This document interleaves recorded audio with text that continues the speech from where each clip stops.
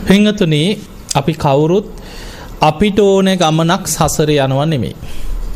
අපේ උවමනාවකට ඉපදී යනවත් නෙමෙයි. කවුරු හරි දෙවි කෙනෙක් හරි ਸਰව බලධාරී කෙනෙක් හරි එයාගේ උවමනාවට අපිව සසරේ අරගෙන යනවත් නෙමෙයි. ඉබේ යන ගමනකුත් නෙමෙයි. බුදුරජාණන් වහන්සේ පෙන්වුවේ කම්මස්සකා සත්තා. මේ සත්වයන් කර්මීය සකීය කරගත්ත පිරිසක්. කම්මදායාදා කර්මයේ දෑවැද්ද කරගෙන සංසාරේ යන පිරිසක් අපි. කම්ම පටිසරණෝ කර්මයේ පිළිසරණ කරගෙන අපි සංසාරේ යන පිරිසක්. කම්ම බන්දු අපිට ඉන්න එකම ඥාතියා එකම නෑය සසරේ තමන්ම කරගත්ත කර්ම විතරයි. කර්මයේ මතයි අපි උප්පත්තිය ලැබලා තියෙන්නේ. අපි යම් හොඳක් හෝ නරකක් කරොත් යං කම්මං කරිස්සාමි කල්යාණං වා පාපකං වා තස්ස දායාදෝ. තමන් කරන යහපත් දේ යහපත් විපාක ලැබෙනවා වගේමයි තමන් කරන අයහපත් දේවල් අයහපත් විපාක ලැබෙනවා. සමහර දේවල් හරි පුදුමයි. දේශනාවල සඳහන් වෙනවා දැන් අපි ගත්තොත් ගොඩාක් පින් කරන අය ඉන්නවා. හැබැයි එහෙම පින් කරගෙන යන අතරතුර අකුසලයක් කරොත් පිනේ විපාක ලැබෙනවා වගේමයි අකුසල විපාකත් කැරකිලා එනවා. දැන් අපි සමාජය තුල ගත්තොත් බොහෝම හොඳට වැජබිලා වගේ ඉන්න පුද්ගලයෝ ප්‍රශ්න නැද්ද මේ මිනිස්සුන්ට? සමහරලාට නොසිතන ප්‍රශ්න හිතන්නේ නැති විදිහට එක පිට කරදරින අවස්ථා තියෙනවා. බිම්බිසාර රජතුමාගේ එක බිසවකගේ පුතෙක් හිටියා බෝධිරාජ කුමාරයා. ඔබ අහලා ඇති මේ බෝධිරාජ කුමාරයා බොහෝම සැප සම්පත් ඇති බොහොම ලස්සන බොහොම විශාල මාලිගාවක ජීවත් වෙච්ච කෙනෙක්. රජුරුවන්ගේ රාජකුමාරයෙක්. හැබැයි අගබිසවගේ පුතාට තමයි රජකම ලැබුණේ. අනිත් අය රාජකුමාරවරු තමයි. මේ බෝධිරාජ කුමාරයාට අවශ්‍ය වුණා අනෙක් සියලු දෙනාට වැඩිය ලස්සන මාලිගාවක් හදාගෙන ජීවත් වෙන්න.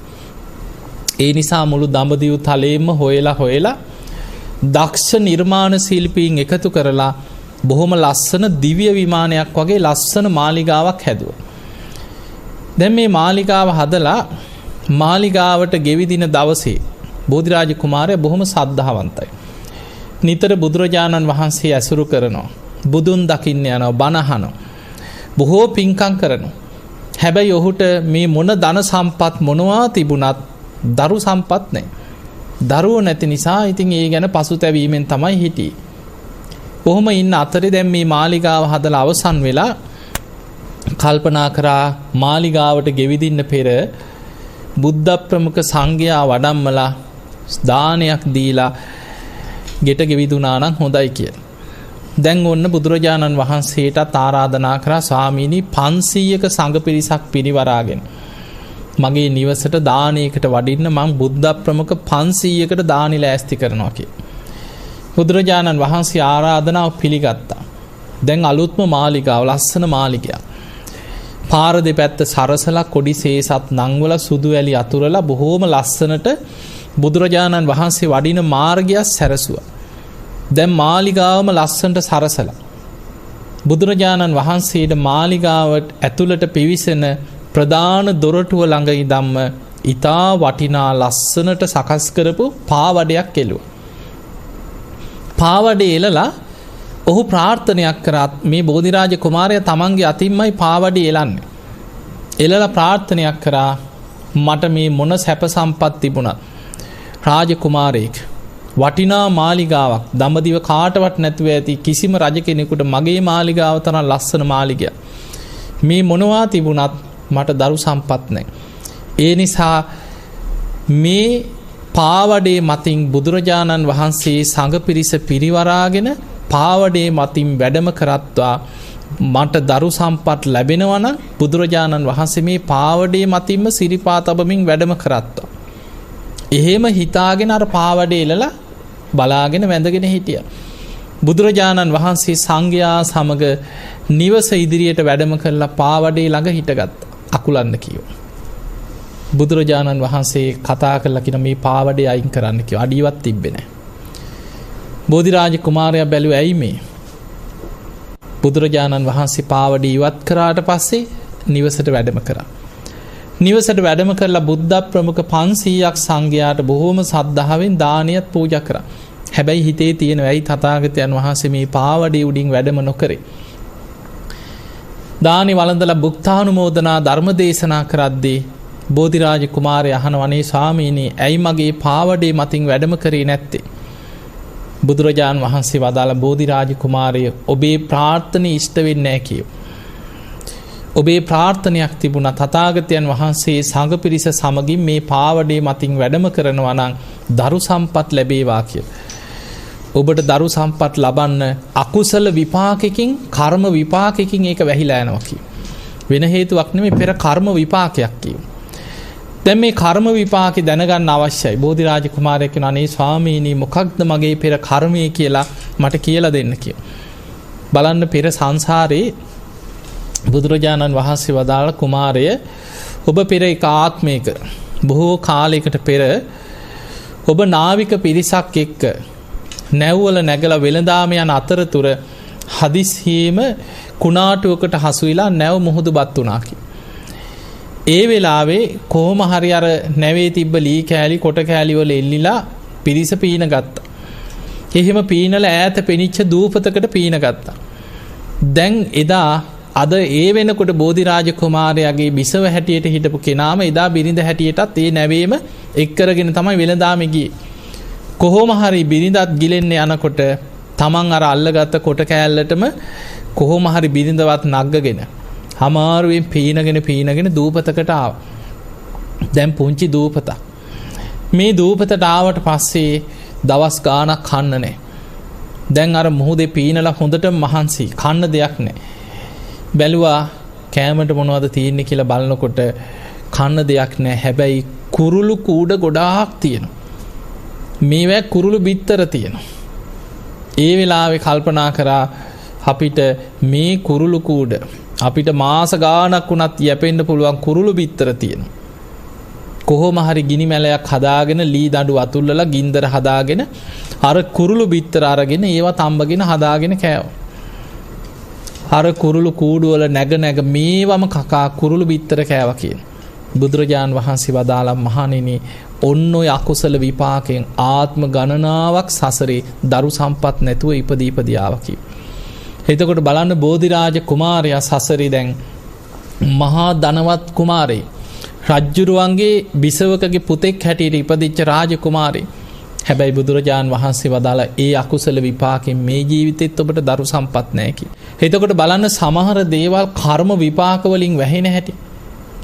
සමහර ඒවා අකුසල විපාක වලින් වැහිලා යනවා. ඒ නිසා පින්වතුනි මේ ධර්මයේ දියුණු කරද්දී ධර්ම මාර්ගයේ යනකොට දැන් සමහර සිදුවීම් තියෙනවා. ඔබ අහලා ඇති බුදුරජාන් වහන්සේ කාලේ ඔය තෝදෙය්‍ය කියලා සිටුවරයෙක් හිටියා. මේ සිටුවරයා බොහොම මසුරු ලෝභ සිටුවරේ. සිටුවරයා ඔහොම ඉඳලා හදිසියේ මැරිලා ගියා. දැන් නගරවාසී මිනිස්සු කතා වුණා කොච්චර ධනෙ තිබ්බත් බොහොම ලෝභ සිටුවර මිනිස්සු කියනවනේ ඔය මහා කුණා කියලා කියන්නේ නැද්ද මිනිස්සුනේ? කොච්චර සල්ලි තිබුණත් මහා කුණෙක් ලෝභයෙක් කියලා කියනවා. ඒ වගේ දැන් මිනිස්සු කතා වුණා ඔය තෝදෙය්‍ය සිටුවරයා නම් ඔය ඉඩමෙමයි ඇත්තේ. ඔහොම කියනවන්නේ. ඔය ලෝභ සිටුවරයා ඔය ගෙදරම ඉඩමෙම ඇති. ඕක දැනගන්න පුළුවන් බුදුහාමුදුරන්ගෙන් කියලා දැන් කට්ටියක් ඔය ගැන කතා වෙලා බුදුරජාණන් වහන්සේ ජේතවනාරාමේ වැඩ ඉන්නකොට බුදුහාමුදුරු මුණ ගැහෙන්න ආවා.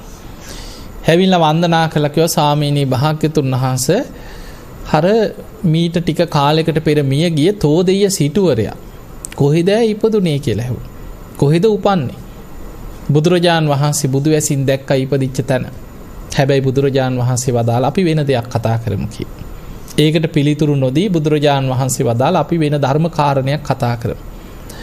ධර්ම කාරණා නෙමෙයි ආවේ අර කුණුගොඩ හොයන්නනේ. දෙවනි පාරත් ඇහුවා අනේ ස්වාමීනි එහෙම නෙමෙයි. අර තෝදෙය්‍ය සිටුවරයා කොහෙද ඉපදුනේ අපිට ඒකම දැනගන්න ආසයි කියෝ. දැන් බණ අහන්න නෙමෙයි යෝනේ අර උපදිච්ච තැන හොයන්න. දෙවනි පාරත් බුදුරජාණන් වහන්සේ වදාලා අපි වෙන දෙයක් කතා කරමු කියලා.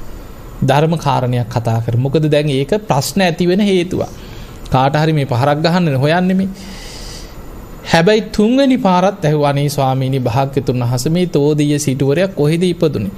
බුදු කෙනෙක්ගේ ස්වභාවය තමයි යමක් නැවත නැවත අහනකොට තුන්වෙනි වතාවේ පිළිතුරු දෙනවා. බුදුරජාණන් වහන්සේ පිළිතුරු දෙන ක්‍රමවේද ටිකක් තියෙනවා. ඒකාංශ ව්‍යාකරණී පඤ්ඤා කියන නිවන් අවබෝධයට අදාළ ප්‍රශ්නයක් නම් එක එල්ලේම පිළිතුර දෙනවා. අහපු සැනින් උත්තරේ දෙනවා ධර්මාවබෝධයට අදාළ දෙයක් නම්. සමහර වෙලාවට විභජ්‍ය ව්‍යාකරණේ පඤ්ඤා බුදුරජාණන් වහන්සේගෙන් ප්‍රශ්නයක් අහනවා. හැබැයි ඒ අහන ප්‍රශ්නේ අහන කෙනා දන්නෙත් නැහැ මොකද්ද මේ මං අහුවේ කියලා. හැබැයි මේ ප්‍රශ්නේ විස්තර කර කර බෙද කොටසෙන් කොටස විස්තර කරොත් ඔහුට ධර්මාවබෝධය කරගන්න පුළුවන්. එතකොට බුදුරජාණන් වහන්සේ අහන ප්‍රශ්නේ අරගෙන කොටසෙන් කොටස විස්තර කර කර දහම් දෙසන. ඒකට කියනවා විභජ්‍ය ව්‍යාකරණේ පඤ්ඤා. සමහර ප්‍රශ්න තියෙනවා එයා ඇහුවට එයා ළඟම උත්තරේ තියෙනවා. බුදුරජාණන් වහන්සේ පටිපුච්ච ව්‍යාකරණේ පඤ්ඤා. බුදුහාමුදුරන්ගෙන් ප්‍රශ්න අහනකොට බුදුරජාණන් වහන්සේ පෙරලා එයාගෙන් ප්‍රශ්න කරනවා. එතකොට එයාටම උත්තරේ එනවා. ඒකට කියනවා පටිපුච්ච ව්‍යාකරණේ පඤ්ඤා. ඊළඟට සමහර ප්‍රශ්න තියෙනවා ඒක ඒ මොහොතේ ඒ අයට ධර්මාවබෝධයට උපකාර නොවුනත් තව පිරිසකට සද්ධාවට හරි උපකාර වෙන්න පුළුවන් නම් ඒ මොහොතේ 3 වතාවක් පිළිතුරු නොදී ඉඳලා 3 වෙනි වතාවේ උත්තරේ දෙනවා. අන්න ඒ වගේ බුදුරජාණන් වහන්සේ 3 වෙනි වතාවේ අර පිරිසට කියනවා ඔබ නැවත නැවතත් තථාගතයන් වහන්සේගෙන් මේ ප්‍රශ්නෙම විමසනවා. තෝදෙය සිටුවරයා ඒ සිටු නිවසේම දැන් බලුකුක්ෙක් වෙලා ඉපදිලා ඉන්නවා කියනවා. ඔන්න දැන් විස්තරය අහගත්තා.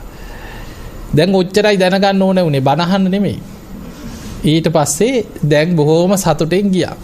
ගිහිල්ලා දැන් හැම තැනම ගියා. සිටුවරයාගේ කැරට්ටුව සිටු නිවසේම ඉන්නවලු දැන් බල්ලෙක් වෙලා.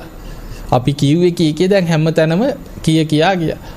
කොහොම යනකොට මේක ආරංචිය ගියා තෝදෙය සිටුවරයාගේ පුතා සුභමානවකයා. ඔහුට කේන්ති ගියා. අපේ තාත්තා කොහොමද බල්ලෙක් වුණේ? මං අහගන්නම්කෝක ශ්‍රමණ බවත් ගෞතමයන්ගෙන් කියලා දැන් බුදුහාඳුරන්ගෙන් අහන්න ඇවිල්ලා බුදුරජාන් වහන්සේට වන්දනා කරලා ඒකත් පසකින් පැත්තකින් වාඩි වුණා. වාඩි වෙලා ඇහුවා ස්වාමීනි භාග්‍යතුන් වහන්සේ බුදුරජාන් වහන්සේ දකින්නකොට අර කේන්තිය සංසිඳුණා. බොහොම ගෞරවයෙන් අහනවා ස්වාමීනි ඔබ වහන්සේ අපේ මිය පරලොවගේ පියාණන් ගැන මෙහෙම කතාවක් කිව්වාද? දැන් කතාව ඇහුවා. බුදුරජාණන් වහන්සේ කිව්වා කීවෙත් නෑ කීවෙත් නෑ. තමන්ටම මේකේ ඇත්ත නැත්ත හොයාගන්න උපක්‍රමයක් කියන්නම් කියලා බුදුරජාණන් වහන්සේ උපක්‍රමයක් කිව්වා. සුබ ඔබටම මේකේ ඇත්ත නැත්ත හොයාගන්න පුළුවන් කිව්වා. ඒ කොහොමද ස්වාමීනි? ඒ ක්‍රමේ තමයි ඔබ ආද ගිහින් බලන්න කිව්වා. ගෙදර ඉන්න පුංචි බලු කුක්කෙක් දැන්. එතකොට බැල්ලියකට දාව ඉපදිච්ච බලු කුක්කෙක් ඉන්නවා. මේ මාලිගාවේ දැන් සෙල්ලම් කර ඉන්නවා. ගිහිල්ලා මේ බලු කුක්කව ආදරෙන් අද නාවන්න කිව්වා. බොහොම ආදරෙන් නාවන්න. තාත්තා ඉන්නකොට පැණි දාපු කිරිබත් හදලා කන්න ආසයි. කිරිබතක් හදලා කවන්න කිව්වා. කිරිබත් ටිකත් කන්න දෙන්න කිව්වා. එහෙම කන්න දීලා දැන් ටිකක් නිින්ද යාගෙන ඉනකොට ඔළුව අත ගාලා අහන්න කිව්වා තාත්තේ 18 කෝටියක කහවණු ගබඩාව තාත්තා කොහෙද හංගලා තියෙන්නේ? එතකොට පුතාටත් නොකියපු කහවණු ගබඩාවක් තිබිලා තියෙනවා. 18 කෝටියක රන් කහවණු ගබඩාව කොහෙද තියෙන්නේ කියලා අහන්න කිව්වා. මිනිහටත් ඉතින් ආයි මොනවද බල්ලගෙන් හරිනේ. සල්ලිනේ එන්නේ. පුදුම සතුටක් ඇති වුණා. එහෙම දුවගෙන ගිහිල්ලා බල්ලට වැන්දද දන්නෙත් නැහැ. ගිහිල්ලා කිරිබත් හදලා කවලා අර විදිහටම නාවලා ඔළුව අතකගා හිටියා නිින්ද යනකම්. නිින්ද ආගෙන ඉනකොට තාත්තේ අර කහවණු ගබඩාව කොහෙද කියලා ඇහුවා. අර බලු කුක්කා එහෙම ඉව කර වත්තේ කෙරවලකට ගිහිල්ලා අත් දෙකෙන් බිම පහුරු ගෑවා. ඉක්මනට සේවකයෝ දාලා මෙතන හාරගෙන යනකොට 18 කෝටියක කහවණු ගබඩාවක් පොළොව ඇතුලේ හොයාගත්තා. එතකොට අපිට පේනවා මේ බුදුහාමුදුරන්ගේ කාලේ මහා ධන සිටුවරයෝ. හැබැයි මැරිලා ඒ සිටු නිවසේම බල්ලෙක් වුණා.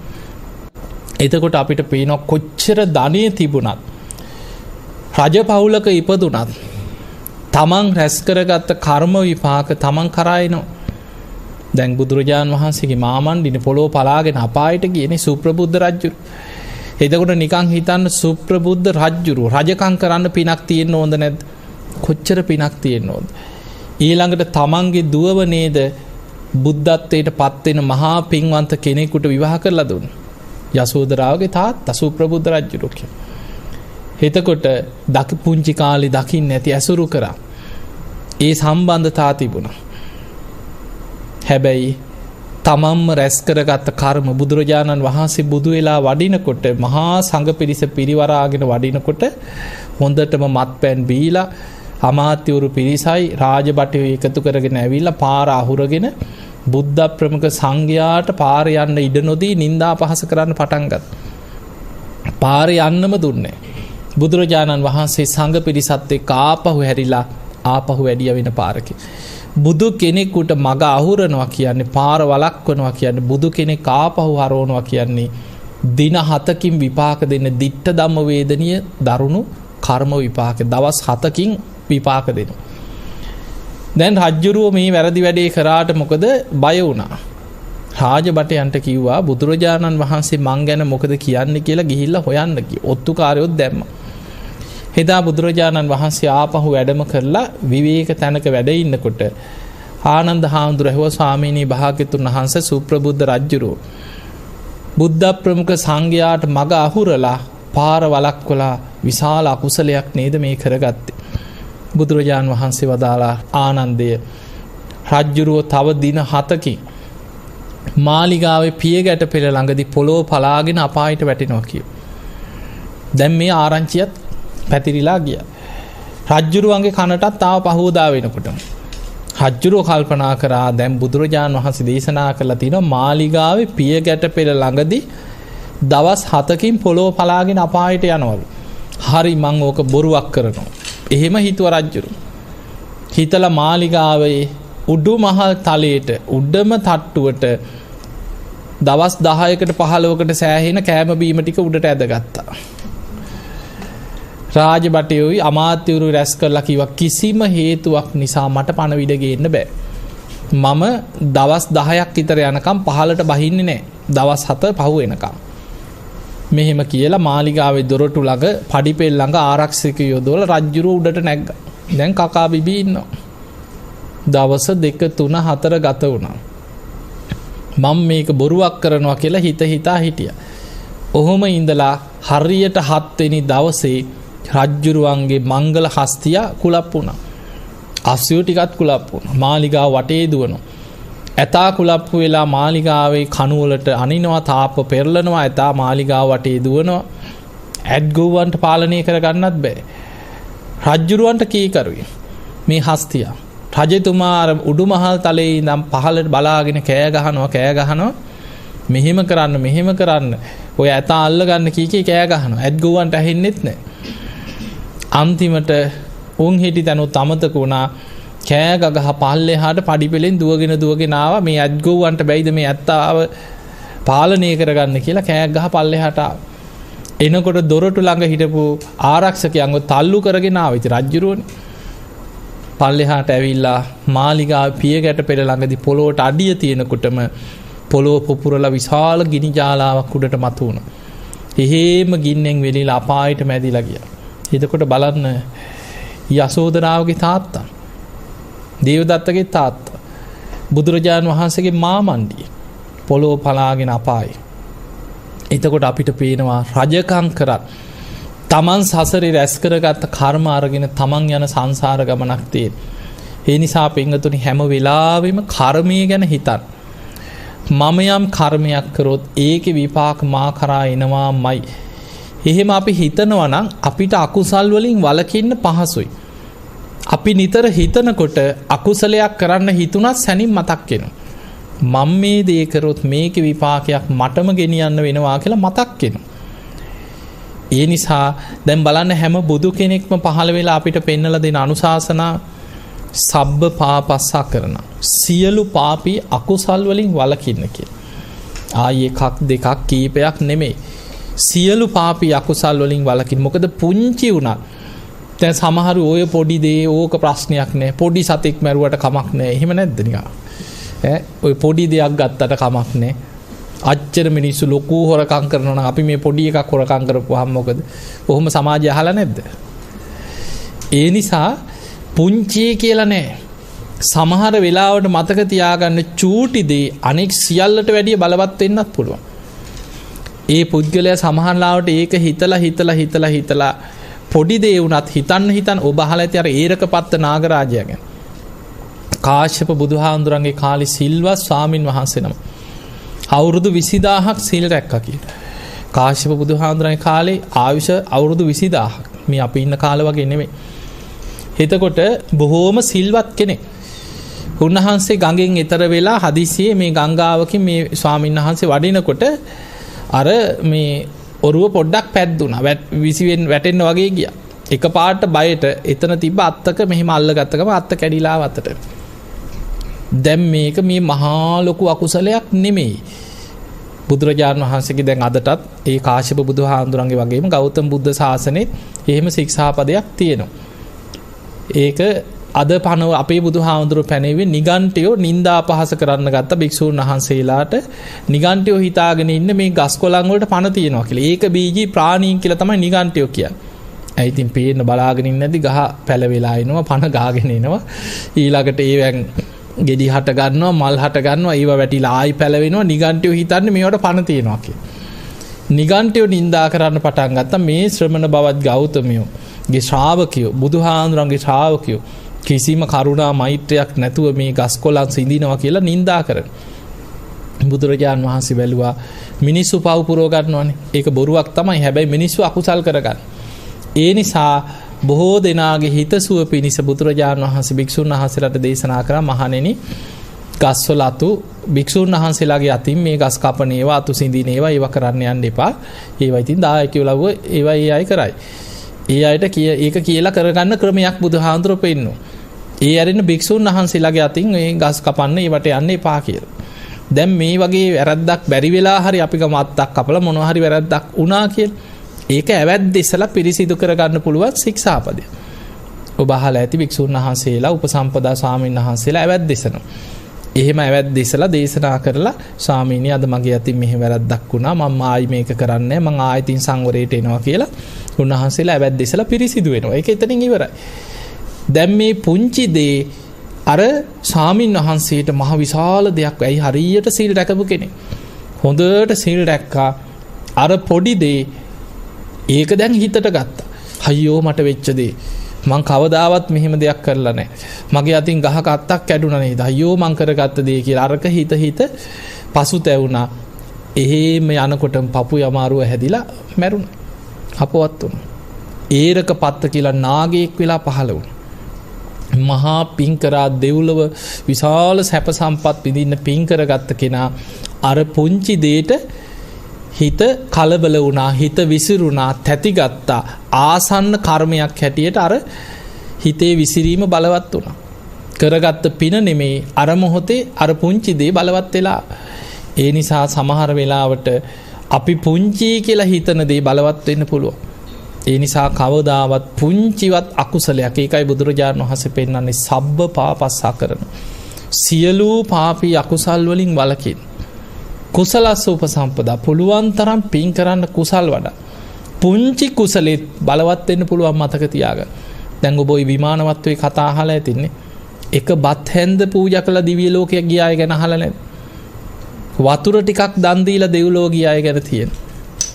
පිට්ටු කෑල්ලක් පූජා කළා දිව්‍ය ලෝකෙ ගිය අය ගැන තියෙන. උක්දණ්ඩක් පූජා කරලා. එවැනි දේශනා කීපයක් තියෙන. මේකේ හිත රැකගන්න එකයි දක්ෂම කාරණේ. ඒක හරි පුදුමයි. දැන් අපි ගත්තොත් ඒ විමානවත්වයේ තියෙනවා දෙවනියට තියෙන මේ විමාන කතාව. ඒකේ තියෙන්නේ දවසක් ස්වාමීන් වහන්සේ නමක් පිණ්ඩපාතේ වඩිනකොට ගෙදරකට පිණ්ඩපාතේ වැඩියා. ඒ ගෙදර නැන්දම්ම බොහෝම සැර යක්ෂණියෙක් වගේ නැන්දම්මෙක් ඉඳලා තියෙනවා. එතකොට නැන්දම්මත් නෑ ගෙදර. දානි දෙන්න දෙයක්වත් නෑ. ලේලිය බැලුව බලනකොට නැන්දම්මගේ කාමරේ තියෙනවා උක්දඬු දෙකක්.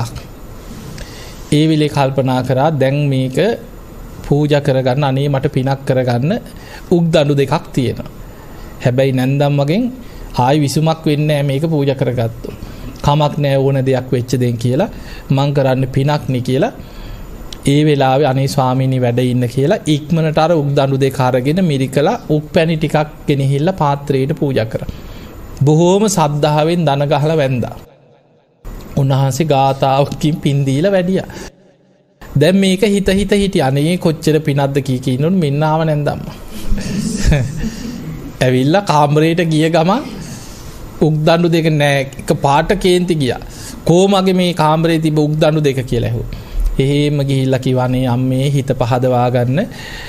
පින්ඩපාතේ වැඩියේ ස්වාමින් වහන්සේ නමකට මම මේ උක්දඬු දෙක පූජා කරා කිව්වා. තී කාගෙන් අහලාද මගේ උක්දඬු දෙක පූජා කරේ කියලා. ඔබ බලන්න දේශනාව එහෙම එතන තිබ්බ පුටුවක් උස්සලා ගැහුවා කියන. කොහොම කෙනෙක්ද ආයිනේ. වැදුනේ නරක තැනක. එහෙම ඇදගෙන වැටුණා, මැරුණා. එහෙම පණ යනකොට මට සිහි වුණේ මම පූජා කරපු උක්දඬු පූජා කරපු පිනයි කියන මතක් වුණේ. ඒ පිනෙන් නින්දෙන් පිබිදියා වගේ දිව්‍ය විමානයක පහළ වෙනවා. එතකොට බලන්න එතන වැදගත්ම දේ මොකද්ද? දැන් අපි කොච්චර බණ අහලා තිබ්බත්, අපි කොච්චර පින්කම් කළා තිබ්බත්, ওই වගේ ප්‍රශ්නයක් වුණොත් නෑන්දම්මගේ බෙල්ල මිරිකනවා කියලා නෙමෙයි මැරෙන්නේ එහෙනම් ඈ. මම මැරිලා හරි පලි ගන්නවා කියාගෙන මිනිස්සු මැරෙන්නේ එහෙනම්. ආයි සුගතිය හිත පිහිටවයිද? අන්න හිතේ තියෙන පින හිත දියුණු කරගත්ත කෙනා, හිත රැකගත්ත කෙනාගේ ස්වභාවය.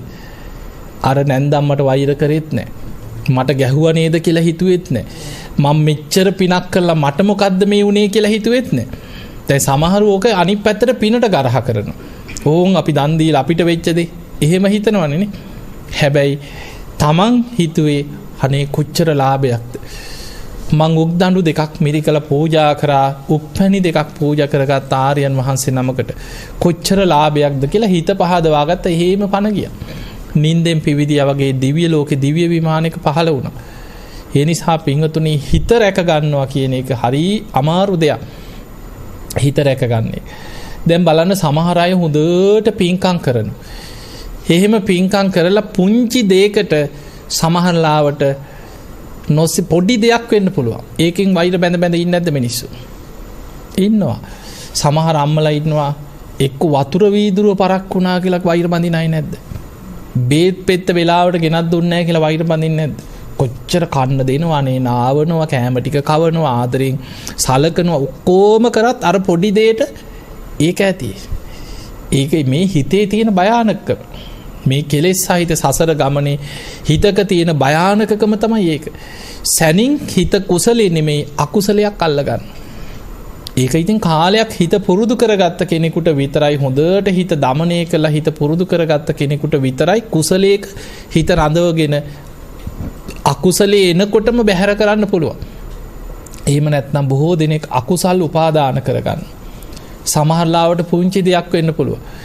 කෙනෙකුට වෛර කරගෙන, ද්වේෂ කරගෙන, කේන්තියෙන් ඒක ඉතින් ආයි කොච්චර පින් කරපු ධර්මාශෝක රජුරෝනේ මහා පින් කරා, මහරහතන් වහන්සේලා ඇසුරු කරා. 84000ක් විහෙර විහාර හැදුවා. ඒත් මරණ මංචකේ අර පවන්සලන මිනිහත් එක්ක කේන්තියක් ආවන්නේ. වටාත්ත වැදුනා කියලා.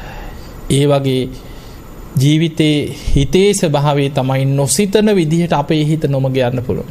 ඒ නිසා පින්වතුනි හැම බුදු කෙනෙක්ම අපිට පෙන්නලා දුන්නේ කර්ම රැස් වෙන්නේ. කර්මය කියන්නේ මොකද්ද? චේතනාව.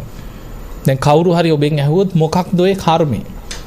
කර්මය කියන්නේ චේතනාව. චේතනාහම් භික්ඛවේ කම්මං වදාමි. චේතයිත්වා කම්මං කරෝති කායේන වාචාය මනසා. චේතනා පහල කරලා අපි කර්ම රැස් කරනවා කායයෙන්. අපේ කය ක්‍රියාත්මක වෙන්නේ කර්මයක් එක්ක, චේතනාවක් එක්ක. වාචාය අපි මේ කතා කරන හැම වචනයකම හිත ඇතුලේ සකස් වෙනවා. ඒකට කියනවා විතක්ක ਵਿਚාර. චේතනාව සකස් වෙනවා. අපි හිතෙන් හිතනකොට චේතනාවක් ඇතුව තමයි සිතුවිලි ක්‍රියාත්මක වෙන්නේ. ඒකට කියනවා මනෝ සංචේතනා කියලා. මනසේ පහළ වෙන චේතනාව. එතකොට අපේ සිත, කය, වචනය කියන තුන්දරම කර්මයක් එක්ක තමයි බැඳිලා තියෙන්නේ. ඉබේ වැඩ කරනවා, ඉබේ කතා කරනවා. එහෙම එකක් නැහැ. එහෙනම් ඉතින් මලමිණික් කතා කරන්න ඕනේ. ඉබේ කතා වෙන්නේ නැහැ. චේතනාවක් එක්ක තමයි මේ ඔක්කොම අපි අතපය හොලවන්නේ, ඇවිදින්නේ, වැඩ කරන්නේ, දන් දෙන්නේ, පින්කම් කරන්නේ, බණ අහන්නේ, භාවනා කරන්නේ, කතා කරන්නේ, හිතන්නේ, ඔය ඔක්කොම චේතනාවක් එක්ක. හැබැයි බුදුහාමුදුරුවෝ පෙන්නනවා විපාක ශක්තියක් නැත්තේ කොතනද? නින්දෙදි විතරයි කියලා. හීන දකින්නවනේ අපි. හීනවල විපාක ශක්තියක් නැහැ. හැබැයි අපි නැකිටලා ඉන්නකොට, අවදියෙන් ඉන්නකොට, සිහියෙන් ඉන්නකොට යමක් කියනවද කරනවද හිතනවද හැම වෙලාවෙම විපාකයක් පිණිසමයි කර්මය හැදෙන්නේ. හැබැයි නිදාගෙන ඉන්නකොට දැන් බුදුහාමුදුරුවෝ පෙන්නනවා සිහින ගැන උපමා 3ක් පෙන්නනවා. මහණෙනි සිහින කියන්නේ ජීවිතේ වඳ බව කියන. සිහින කියන්නේ ඵල රහිත බව කියන. සිහින කියන්නේ මුලාවක් කියන. දැන් අපි හිතමු අපි හීනයක් දකිනවා රණ්ඩුවක්. තරහකාරයෙක් එක්ක ලොකු යුද්ධයක් දකිනවා හීනෙන්. දැන් ගහ ගන්නවා බැන ගන්නවා රණ්ඩු වෙනවා ගිනි තියනවා බෝම්බ ගහනවා ලොකු යුද්ධයක්. නිකන් හීනවල පේන්නේ මේ වගේ සටන්නේ නේ. දැන් කොහොම හරි තරහකාරයා මැරෙනවා. දැන් ඇඳෙන් නැකිට ගමන් මිනිමරුවෙද්ද? ඒක හීනයක්. ඒකේ විපාක ශක්තියක් නැහැ. හීනෙන් දකින්න ආස කරන දෙයක් හොරකම් කරගෙන යනවා. කාගේ හරි මල් පැලයක් කියලා හිතමු. පාරේ යනකොට දකින්නවා අහල පහල ගෙදරක ලස්සන මල් පැලයක් තියෙන. මේක හිත හිතා යනවා. එහෙම නිපුටුවේ හරි ගිහිලා ඇඳේ හරි හාන්සි වෙච්ච ගමන් නිින්ද යනවා. නිින්දෙන් දකින්නවා වත්තට පැනලා මල් පැලේ උදුරගෙන යනවා හොරෙන්. දැන් නැකිට වෙච්ච ගමන් හොරෙද්ද? ඒක හීනයක්. හැබැයි මතක තියාගන්න බුදුහාඳුරු පෙන්නන මෛත්‍රී සිත වැඩුවොත් න පාපකං සුපිනම් පස්සති. පෞකාර හීන දකින්නේ නැහැ කියන මෛත්‍රී භාවනාව වඩලා මෛත්‍රී සහගත හිතක් ඇති කියන ඔය අකුසල සහගත සිතුවිලි වලින් හීන දකින්නේ නැහැ කියන. හිත රැකෙනවා නින්දේ පව. හැබැයි අපි හීනවලදී හීනෙන් පේන කරන කියන දේවල් වල විපාක ශක්තියක් නැහැ. ඒ වුණාට මිනිස්සු හීන තුල කොච්චර විඳවනවද කියලා බලන්න. සමහරු භයානක හීන දකිනවා. නිදා ගන්න බයයි සමහර. තනියෙන් නැද්ද එහෙම? ඔය කිවල් වල පොඩි උන් එහෙම නැද්ද එහෙම? එක්ක දෙන්නෙක් දෙපැත්තේ තියාගෙන මැද නිදා ගන්න. තනියෙන් නිදියන්න බය. භයානක හීන පේන. හීනෙන් කෑ ගහනවා බෙල්ල මිරි කන්න එනවා කියනවා. දත් මිටි කනවා. සෝහනට අදිනවා කියයි. හීනෙන් කොච්චර සමහරු බය වෙනවත් ඇති ගන්නවා. ඒ නිසා මෛත්‍රී භාවනාව ඒකට බුදුහාඳුර පෙන්වන්නේ මෛත්‍රිය වඩන්න කියන. හොඳට මෛත්‍රිය පුරුදු කරගත්ත කෙනා පෞකාර හීන දකින්නේ හීනෙන් බය වෙන්නේ. ඒ නිසා පින්වතුනි සිහිනෙන් විපාක ශක්තියක් නැති වුණාට අපි අවදි වෙලා ඉන්නකොට අපි නැකිටලා ඉන්නකොට අපි යමක් කියනවද කරනවද ඒකේ විපාක ශක්තියක් ලැබෙනවා. ඒ විපාක සමහර ඒවා මෙලොවම එන්නත් පුළුවන්. ඒවට කියන්නේ දිට්ඨ ධම්ම වේදනී. සමහර ඒවා ඊළඟ ජීවිතේ එන්න පුළුවන්. සමහර කර්ම තියෙනවා මහා බලවත් හැබැයි මෙලොව මැරෙනකම් වැජබිලා ඉන්නවා. ආනන්තරීය කර්ම ඒ වගේ. දැන් අජාසත් රජුරෝ තාත්තා මැරුවා. මැරෙනකම් රජකම් කර කර හිටියද නැද්ද? හිටියා. මිනිස්සු කියන්නේ නැතිව කෝ අර පව්කාරයා තාම රජකම් කරනවා. කෝ විපාක කීකේ ඉන්නේ නැති. හැබැයි මරණින් මත්තේ අපාය. කල්පයක් අපාය. සමහර කර්ම තියෙනවා මෙලොව විපාක දෙන්නේ නැහැ. ඒකේ විපාක ලැබෙන්නේ ඊළඟ ජීවිතේටමයි. ඒකට කියනවා උපපච්ච වේදනී. තවත් කර්ම විපාක තියෙනවා නිවන් දකින්නකම් හැම ආත්මිකම විපාක දිදී ඒක ආත්මෙන් දෙකින් ඒකයි කර්ම විපාක අචින්ත්‍යයි කියන්නේ. අපේ නුවණින් තේරුම් ගන්න බෑ මේවා. බුදු කෙනෙක්ගේ බුදු නුවණකට පමණයි කියන කර්ම විපාක વિશે වැටහෙන. කම්ම විපාකෝ අචින්ත්‍යෝ. ඒ නිසා සමහර විපාක හැම ආත්මිකම විපාක දිදී විපාක එක සිදුවීමක් තියෙනවා. ජාතක පොතේ තියෙනවා එළුවෙක්ගේ බෙල්ල කපලා ආත්ම 500ක් ඉපදී බෙලි කැපුම් කෑවා කියලා. ඒ නිසා ওই සමහර සිදුවීම් ඔය අහක් පාරේ යනකොට එක්කෝ පිහියෙන් අයින්න ඉන්න වෙන මිනිහෙකුට අන්තිමට ඇනලා තියෙන වෙන මිනිහෙකුට.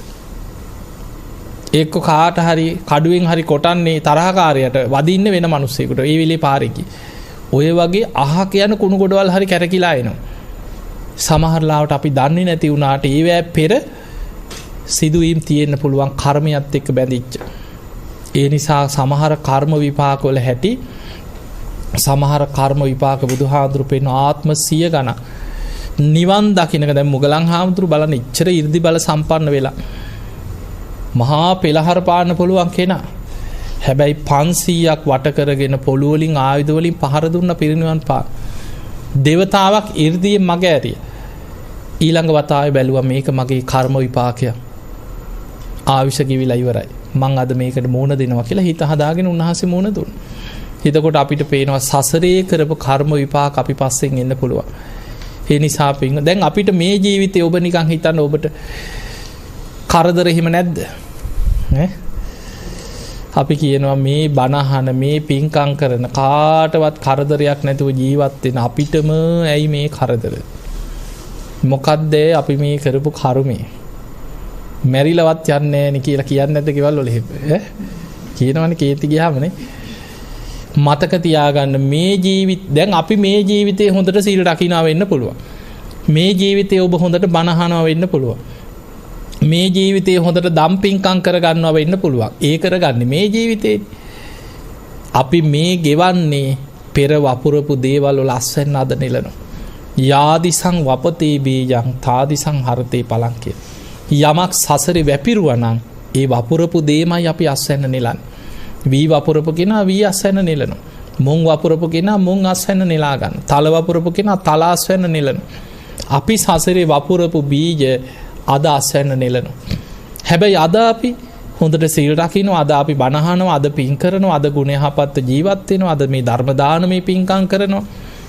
අද වපුරන දේවල් අපිට එහෙනම් අනාගතේ හොඳ අස්වැන්න ලැබෙනවද නැද්ද?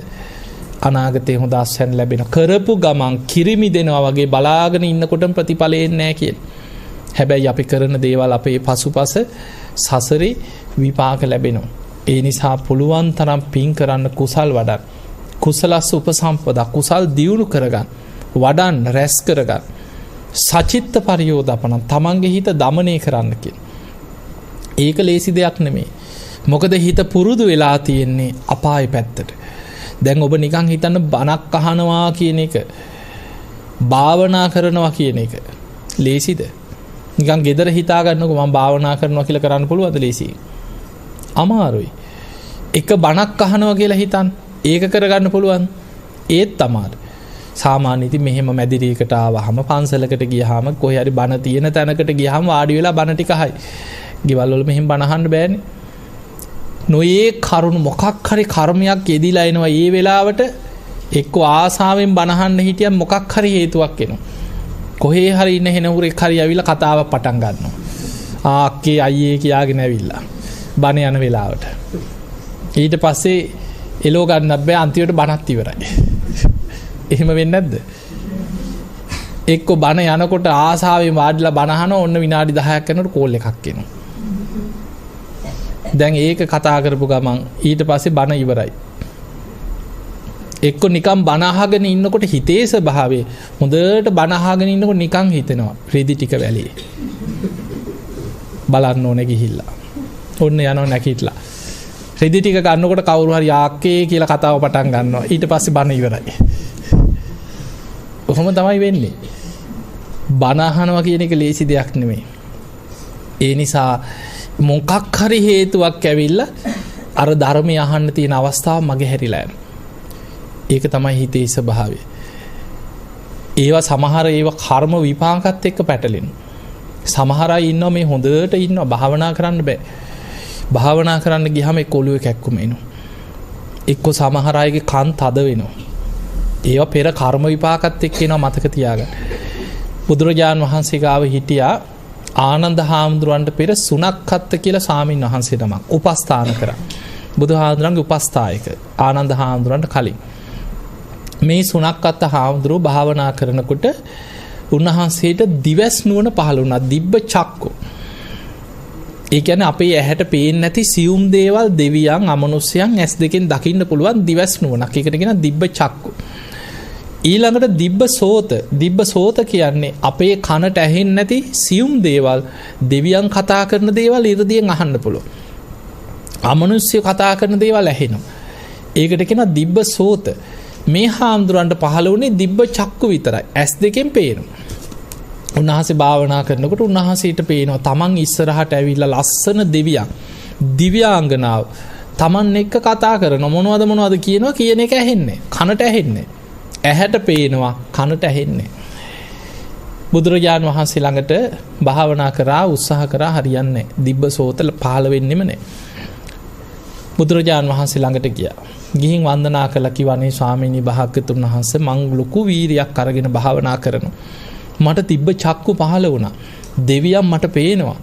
දෙවිවරු මට කතා කරනවා. අනේ මට ඇහෙන්නේ නැහැ කිව්වා. ස්වාමීනි කොහොමද මං දිබ්බ සෝතේ ඇති කරගන්න? බුදුරජාණන් වහන්සේ වදාළ සුනක්කත් ඔබට ඒක බෑ කියෝ. ඇයි ස්වාමීනි මට බැරි මං කොච්චර වීරියවන්තද කියලා ඇහුවා. බුදුරජාණන් වහන්සේ වදාළ ඔබ කාශ්‍යප බුද්ධ ශාසනයේ භාවනා කරපු භික්ෂුවකට කනට ගහලා තියෙනවා කියලා. ඒකේ විපාකෙන් ආත්ම ගානක් කන් ඇහෙන්නේ නැතුව ඉපදී ආපු කෙනෙක් කියෝ. මේ ජීවිතේ කන් ඇහුණත් භාවනා කරලා ඔබට දිවස් නුවණ නම් උපදවන්න බෑ කියලා දිබ්බ සෝතේ.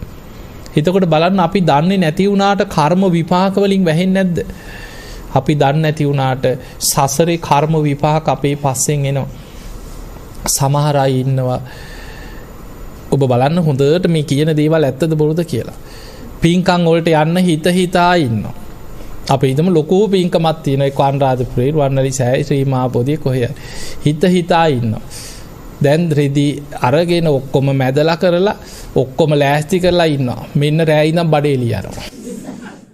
පින්කමට යන්න බෑ පහුවදා. කිසි කාපු දෙයක්වත් නැහැ වෙන හේතුවකුත් නැහැ. ওই වගේ වෙනවා. එක්ක ඔන්න කලන්ත එක්ක ඔළුවේ කැක්කුම. එක්ක මොකක් හරි කාට හරි එක්ක ගෙදර කෙනෙකුට හරි ලෙඩ වෙනවා. මොකක් හරි හේතුවක් වැටෙනවා. අර පින්කම දවසටම කරදරයක් එනවා. ගමන වලකිනවා. අපි දන්නේ නැති වුණාට කර්ම විපාක අපේ පස්සෙන් එනවා. සමහරලාවට අපි බණ භාවනා කරන කෙනෙකුට සසරේ හිරිහැර කරලා තිබ්බොත් අපි භාවනා කරන්න ගිය දවසටයි ඒකේ විපාක එන්නේ. ඔය පව්කම් කර කකා බිබී hina විහිළු තහළු කර ගෙවල් වල ඉන්න තාක්කල් ප්‍රශ්නයක් නැහැ. අපි කවදා හරි භාවනා කරන්න පටන් ගත්ත දවසේ ඉඳන් කරදර එනවා. බණ අහන්න පටන් ගත්තද එතන ඉඳන් කරදර. අර වේ විපාක එන්නේ මේ විදිහට. ඒ නිසා පින්වතුනි ධර්මයේ දියුණු කරගන්න. ඉතින් එහෙමනම් ඔබ හැම දිනාටම කර්මය ගැන උදේ හවස සිහි කරන්න. ඔබත් මමත් අපි කවුරුත් කර්මයේ දායාද කරගෙන කර්මයේ උප්පත්තිය කරගෙන කර්මයේ ඥාතියා කරගෙන යන ගමන. ඒ නිසා සබ්බ පාපස්සකරණං සියලු පාපී අකුසල් වලින් වැළකීලා කුසලස් උපසම්පදා පුළුවන් තරම් පින් දහම් කුසල් දහම් දියුණු කරගෙන සචිත්ත පරියෝදපන තමන්ගේ හිත දමනය කරගෙන ඔබ හැම දිනාටම උතුම් වූ ධර්මයම අවබෝධ කරගන්න වාසනාව ලැබේවා කියලා ආශිර්වාද කරනවා. අද මේ ධර්ම දේශනාවෙන් රැස් කරගත් සියලු පින් සියලු දෙවියෝ සාදුකාර දෙදී මේ පින් අනුමෝදන් වෙත්වා. දෙවියන්ගේ දිව්‍ය අසීසුරු වර්ධනය කරගෙන සියලු දෙවියෝ සසර දුකින් අත මිදේවා කියලා සාදු කියලා පින්න. හැම දිනාටම උතුම් ධර්මාවබෝධයම ලැබේවා කියලා අපි ආශිර්වාද කරමු. උමෙන්ද ගන්න අභිවාදන සීලිස්ස නිච්ඡං වද්දා ප්‍රචායිනෝ චත්තාරෝ ධම්මා වඩ්ඩන්ති ආයුවන්නෝ සුඛං බලං ආයුරාෝග්‍ය සම්පatti සග්ග සම්පatti මේවච අතෝ නිබ්බාන සම්පatti මිනාතේ සමිච්ඡතු. හැම දිනාටම තෙරුවන් සරණයි.